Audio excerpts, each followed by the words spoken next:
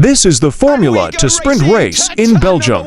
Good reaction time for Oppols in a second phase of the start. Can he hang on to it? Hauger got a better launch in the second phase, but they're taking it easy into La Source as we make our way into the first of 18 laps. Can they all pinch through? And they have been extremely well behaved as Verschoor tries to put the pressure on the top three as they leave the line. And now we're going into Eau Rouge up the hill with the spray and the rain falling ever harder as we try to scramble our way through. O'Sullivan with the lead. Lovely stuff from O'Sullivan. A better launch for Hauger, but O'Sullivan had the braking done. Down the inside, it's now Maloney who's going to be under pressure from Crawford as they head down towards Les Combes. Weaving all over the place, trying to make the move against Colapinto. Zay Maloney in the Sauber livery gets the place. That's up to fourth. That's the main change in the top five, and Maloney gets past Colapinto. Look at that from Antonelli, diving to the inside of Crawford, and he can't find his way through there. They are fat with fuel, fighting the cars. They've been waiting for 5 hours, and the rain is coming down in greater intensity. At the final chicane, that is super late on the brakes from Oliver Bearman, who knows who he's up against, knows that Hadjar can't afford to take any risks, and that's a glorious way to gain 6 places on the opening lap. Lovely spatial awareness through the second apex as well. Hadjar, you can see the spray, but now it's Crawford looking down the outside. Colapinto not enjoying these conditions compared to Crawford, compared to Antonelli. Car number 12 is Colapinto. Better launch out of the first corner for Crawford, who's going to be easing ahead here and going to be taking 5th place by the time they get to Eau Rouge.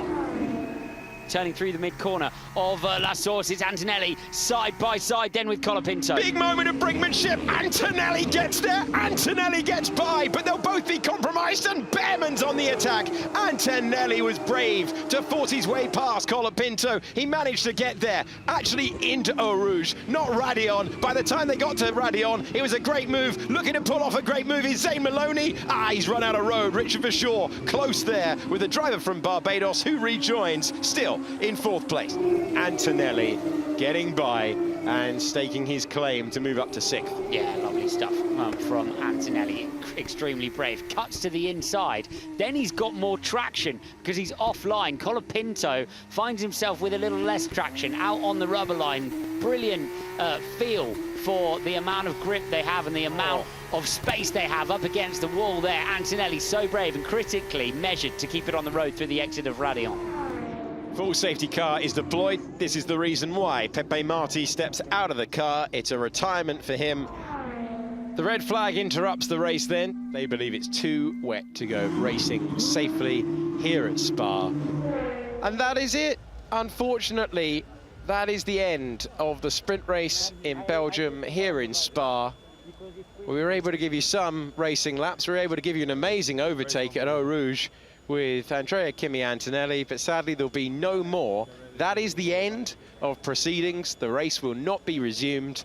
We will give out points to the top 5 as per the regulations, and cars will be under parc fermé conditions. We'll have the feature race tomorrow, but scoring points in this one then, our race winner, Zach O'Sullivan, and then Hauger, Verschoor, Maloney and Crawford, and we'll never know how far those premiers could have gone.